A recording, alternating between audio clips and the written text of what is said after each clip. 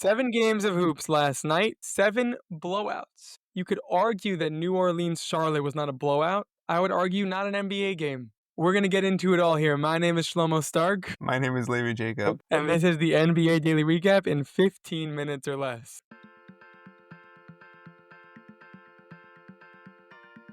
Levi is still laughing from my hilarious intro. Let's get right into it. Game of the day, I don't know. There wasn't so many good games. There were good moments in games. So we'll just kind of talk about that. Start with obviously the biggest one, Minnesota-Detroit. There was in the second quarter, a huge fight, couple of ejections, lots of great angles for you to see the fight on. Basically what happened was Detroit fouled Naz Reid. And then 5 players, including Reed and DiVincenzo, were ejected. Detroit coach was ejected. Pablo Prigioni, the assistant for Minnesota, was ejected. It was just like completely wild. No Cade for Detroit. Timberwolves end up winning by 20. The score is like less important. Like Detroit's locked up with their seeding. Not locked up, but they're 4, 5, 6 seed. Minnesota's 6, 7, 8 seed. Like the seeding here was less important. It was more of like, wow, like tempers were flaring. Guys were fighting. Levi, your thoughts on this game? Jalen Duren did not get involved in that scuffle. Upside, you don't want any of those, real important players for the Pistons getting affected by this by the time that they go into the playoffs. Ron Holland literally pushed Dante DiVincenzo to the side like it was nothing, and we're calling this Malice at the Palace Part 2. Yeah, because it was getting in the stands. It was getting feisty. They were getting a little bit of tempers. Tempers were more than flaring out there. Ultimately, I think if you watch the Pistons throughout the season, this was bound to happen at some point. They're a very aggressive team. You see the Isaiah Stewart Bad Boys 2.0? Yeah. He's like, he wants it. He wants people to look at him like Bill Laimbeer, which he is kind of a modern day Bill Laimbeer. Of like, his presence is more important than his talent, which is what Right. Bill Laimbeer was. Yeah, that's fair. He's like this team's Charles Oakley, if you want to put it into Knicks terms. Oakley, very good. Yeah, so not too much to say about the game itself. More that fight, I think, was huge, no? Yeah, the game was wasn't anything exceptional. Yeah, and speaking of fights, the next game where Houston won 148 to 109, they also had a fight. Dylan Brooks was ejected, now leading the league in ejections for his 3rd season straight. That's a great stat. Him and Durant and Nick Richards got into it. Durant and Richards got a technical, and he got 2 technicals. But this Houston team is still just so dominant, like 148 points. They've now pretty much locked up the 2 seed in the West. There's still a chance, right? They're up 2 games above the Nuggets, but it seems like they're, 2 games with 10 games left is tough. So, like, something crazy would need to happen. I don't know about crazy. To be honest with you, though, I don't think that it's going to make that much of a difference. Like, I think the Houston team is a good team, young team. When it comes down to it, they have some people who give them experience, but I don't think that they're really making any noise in the playoffs, seriously. Well, I'll tell you why it matters, because it depends who's in that 7 and 6 spot. So right now, the Clippers, Warriors, and Timberwolves are fighting for that 6th spot. It's too soon to tell what's going to happen. You want the home court, though. And the Grizzlies are kind of in between both fights. Right. Whereas, like, the Grizzlies could randomly, like, they fired their coach. They haven't been looking good. They could have randomly just dropped to 7 all of a sudden. Anyway, next. More blowouts. New York blows out Portland 110 to 93. Remember a couple of weeks ago, or maybe it was last week even, but this was a much closer game. It had the Bridges 3-pointer at the end. This time Bridges had a half-court buzzer beater, but the Knicks they pretty much won in the 3rd quarter and never looked back.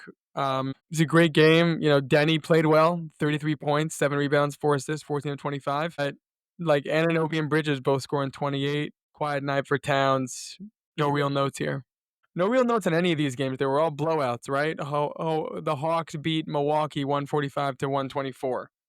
Ricochet played the game of his life, 36 points, 12 of 21 shooting. Milwaukee, it was Giannis and Kuzma, but like that's does it make really you look differently at the Rookie of the Year race at all? No, it makes me look differently at the Bucks. I'm officially worried about the Bucks. I'm there with you. The Bucks, I'm kind of like I was during the season. I was like Giannis and Dame, like that's scary, and now I'm kind of like I hope the Knicks get to play the Bucks in the 1st round. Like I don't want to face this team. I'm scared of this Detroit team. I'm scared of the Pacers. I'd much rather them see the Bucks. I think a lot of the teams are trying to aim for them now. Yeah.